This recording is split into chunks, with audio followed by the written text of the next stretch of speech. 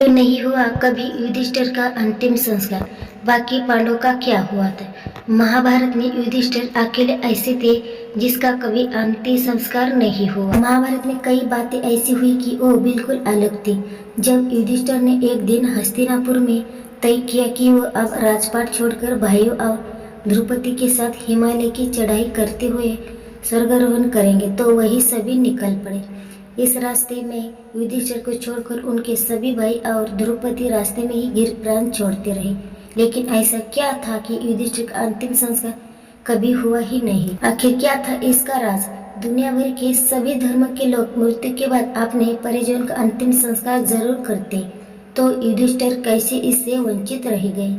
दरअसल इसकी भी एक कहानी है। सभी पांडव तो रास्ते में जब चढ़ाई शुरू हुई तो पांडवों ने यह सोचा कि वो सभी शरीर के साथ स्वर्ग पहुंचेंगे, लेकिन ऐसा हुआ हर पांडव के हिस्से में कुछ ऐसे पाप थे जिससे वो रास्ते में गिरकर मरते रहे। तब युधिष्ठिर स्वर्ग के दरवाजे तक पहुंच गए।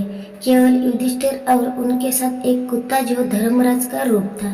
अपनी यात्रा अंत तक जारी रखते ही ऐसा करते हुए युधिष्ठिर स्वर्ग के द्वार तक पहुंच गए। वह उन्हें इंद्र मिले, जो अपने रथ पर सवार होकर वहां आए थे। उन्होंने युधिष्ठिर को जीवित ही स्वर्ग उनके साथ चलने को न्योता दिया, बस शर्त थी कि उन्हें कुत्ते का साथ छोड़ना। फिर कैसे स्वर्ग पहुंचे हो? युधिष्ठिर ने कुत्ते के बिना स्वर्ग में जाने से इनकार कर दिया। तब इंद्र को उनकी बात माननी पड़ी। उसी समय उनके साथ चल रहा कुत्ता धर्मराज के असली रूप में आ गया।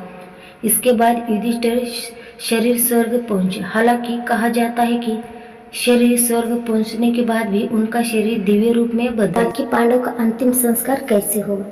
चूंकि युधिष्ठिर ने शरीर स्वर्ग में प्रवेश किया था, उनकी मृत्यु कभी हुई ही नहीं, लिहाजा उनका अंतिम संस्कार भी नहीं हुआ।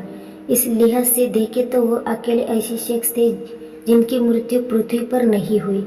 इसी वजह से उनका अंतिम संस्कार भी कभी नहीं हुआ। तो बाकी पांडव का अंतिम संस्कार कैसे हुआ, किसने किया, ये अब तक एक पहेली ही है। अब तक ये रहस्य ही है। महाभारत में द्रौपदी और पांडव का अंतिम संस्कार एक रहस्य के समान है। ये बात साफ तौर पर कहीं बताई नहीं गई कि युधिष्ठिर को छोड़कर उनके शेष भाई और द्रौपदी के मृत शरीर को क्या हुआ, उनके अंतिम संस्कार किसने किए। स्वर्गारोहण की कथा के अनुसार उनके शव हिमालय के दुर्गम क्षेत्र में ही रह गए। सबसे पहले द्रौपदी गिरी। स्वर्गारोहण यात्रा में सबसे पहले द्रौपदी गिरी, उनके बाद क्रमश सहदेव, नकुल, अर्जुन और भीम। जब सभी पांडव आपस में बात करते हुए हिमालय की चढ़ाई चल रहे थे, तभी अचानक द्रौपदी लड़खड़ाई जमीन पर गिर गई। सभी चकित रह गए कि ये क्या हो गया।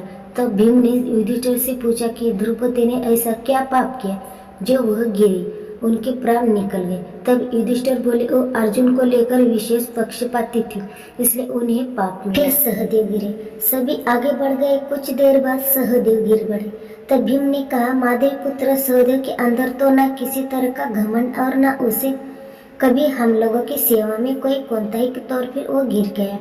युधिष्ठिर ने जवाब दिया कि सहदेव का पाप यह था कि वो सोचते सोचते कि उनसे अधिक बुद्धिमान और कोई नहीं। अब बारी नकुल के गिरने की थी।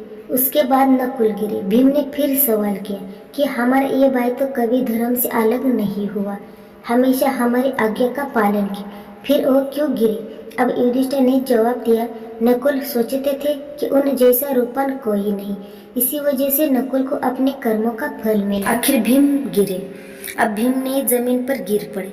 गिरते गिरते बड़े भाई से पूछा, महाराज मैं भी गिर पड़ा हूँ, मैं हमेशा आपका प्रिय रहा, आखिर मेरी ये हालत क्यों हो गई? तो युधिष्ठिर बोले, तुम बहुत अधिक भोजन किया करते थे, हमेशा अपनी ताकत पर कुछ ज्यादा ही घमंड करते थे। अब युधिष्ठिर के साथ उनका कुत्ता ही बचा रहा। तो किसने किया पांडव का अंतिम संस्कार? क्योंकि युधिष्ठिर को छोड़कर बाकी पांडव भाइयों और द्रौपदी के शरीर बर्फ से ढके हिमालय पर गिरे, इसलिए संकेत मिलता है कि उनके शरीर वही प्रकृति हाथों में रह गए। धार्मिक दृष्टि ये माना जाता सकता है कि हिमालय जैसी पवित्र भूमि में उनकी मूर्ति ही उनके अंतिम संस्कार के बराबर थी। ये भी संभव है कि उनके शरीर का अंतिम संस्कार किसी स्थानीय ऋषि, तपस्वी या देवता ने। हिमालय में अत्यधिक ठंड और कठिन परिस्थितियों के कारण ये संभव है कि उनके शरीर प्राकृतिक रूप से बर्फ में विलीन हो गए, जो हिमालय क्षेत्र की पवित्रता के कारण उनका अंतिम संस्कार मान लिया जाता है।